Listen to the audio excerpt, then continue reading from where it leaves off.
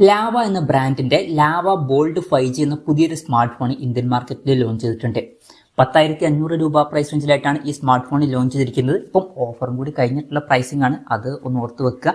എന്തായാലും ഈ ഒരു വീഡിയോയിൽ നമ്മൾ നോക്കാൻ പോകുന്നത് ലാവ ബോൾഡ് 5G എന്നുള്ള സ്മാർട്ട് ഫോണിനെ പറ്റിയിട്ടാണ്.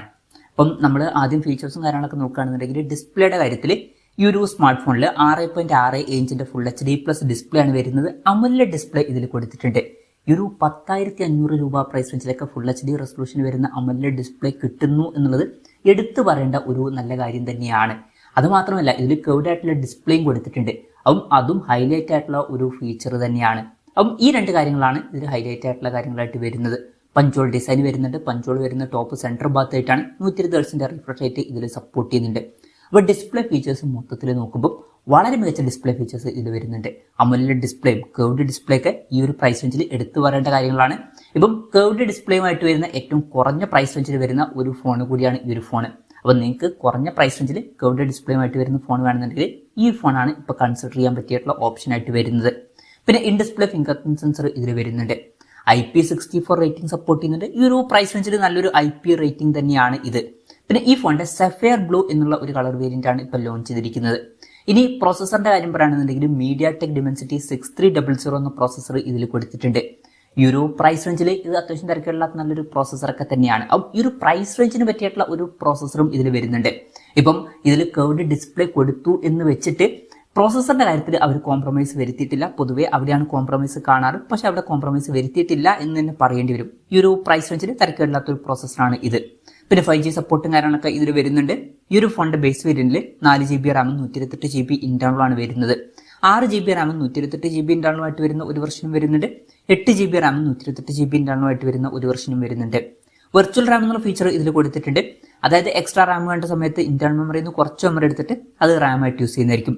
അങ്ങനെ 8GB റാം വരെ എക്സ്ട്രാ നമുക്ക് ലഭിക്കുന്നതായിരിക്കും. പിന്നെ ഇതിൽ സിംഗിൾ സ്പീക്കറാണ് വരുന്നത്. ഈ ഒരു പ്രൈസ് റേഞ്ചിൽ അത് ഓക്കെ എന്ന് പറയാവുന്നതാണ്. പിന്നെ Android 14 ബേസ് ആയിട്ടുള്ള സോഫ്റ്റ്വെയർ ഇതിൽ കൊടുത്തിട്ടുള്ളൂ. ഈ ഒരു ടൈമിൽ ലോഞ്ച് ചെയ്യുന്ന ഒരു ഫോണിൽ Android 15 ബേസ് ആയിട്ടുള്ള സോഫ്റ്റ്വെയർ കൊടുക്കായിരുന്നു. പിന്നെ ഇതിൽ Android 15 സോഫ്റ്റ്വെയർ അപ്ഡേറ്റ് ലഭിക്കുന്നതായിരിക്കും, പക്ഷെ അത് കഴിഞ്ഞിട്ടുള്ള സോഫ്റ്റ്വെയർ അപ്ഡേറ്റ്സ് ലഭിക്കില്ല.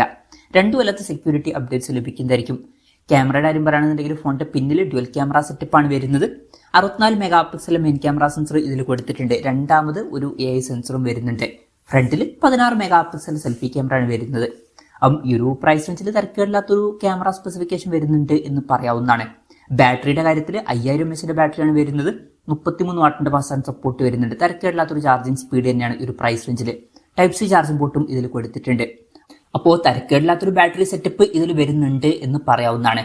ഇതൊക്കെയാണ് ഫീച്ചേഴ്സിനെ പറ്റി പറയാനുള്ള കാര്യങ്ങൾ. പിന്നെ വിലയുടെ കാര്യം പറയുകയാണെന്നുണ്ടെങ്കിൽ 4GB RAM 128GB ഇന്റേണൽ വെർഷന്റെ വില വരുന്നത് 10,499 രൂപയാണ്. പിന്നെ ശ്രദ്ധിക്കേണ്ട കാര്യം, ഇത് ഓഫർ കഴിഞ്ഞിട്ടുള്ള പ്രൈസിംഗ് ആണ്. ഒറിജിനൽ പ്രൈസിംഗ് ഒന്നുകിൽ 11,000 അല്ലാന്നുണ്ടെങ്കിൽ 11,500 രൂപ പ്രൈസ് റേഞ്ചിലായിട്ടായിരിക്കും വരിക. ഓഫറും കൂടി കഴിഞ്ഞിട്ടായിരിക്കും ഈ ഒരു 10,500 രൂപ പ്രൈസ് റേഞ്ചിൽ നമുക്ക് ലഭിക്കുക. 11,500 രൂപ പ്രൈസ് റേഞ്ചിലായിട്ടായിരിക്കും മിക്കവാറും ഈ ഫോൺ ലോഞ്ച് ചെയ്യുക. April 8 മുതലാണ് ഈ ഫോണിന്റെ സെയിലും കാര്യങ്ങളൊക്കെ സ്റ്റാർട്ട് ചെയ്യുന്നത്. എന്തായാലും ഓവറോൾ നോക്കുകയാണെന്നുണ്ടെങ്കിൽ ഇവൺ ഇപ്പോൾ 11,500 രൂപ പ്രൈസ് റേഞ്ചിലാണെന്നുണ്ടെങ്കിലും ഈ ഒരു പ്രൈസ് റേഞ്ചിൽ ഇതിൽ മികച്ച ഡിസ്പ്ലേ ഫീച്ചേഴ്സ് വരുന്നുണ്ട്. അപ്പോൾ നിങ്ങൾക്ക് ഏറ്റവും കുറഞ്ഞ പ്രൈസ് റേഞ്ചിൽ കർവ്ഡ് ഡിസ്പ്ലേയുമായിട്ട് വരുന്ന ഒരു ഫോൺ വേണമെന്നുണ്ടെങ്കിൽ തീർച്ചയായിട്ടും കൺസിഡർ ചെയ്യാൻ പറ്റിയിട്ടുള്ള ഒരു ഓപ്ഷൻ ആയിരിക്കും ഇത്. ഇപ്പോൾ കർവ്ഡ് ഡിസ്പ്ലേ കൊടുത്തിട്ടുണ്ട് എന്ന് വെച്ചിട്ട് ബാക്കി കാര്യങ്ങളിലും ഭയങ്കര വലിയ കോംപ്രമൈസ് വരുത്തിയിട്ടില്ല.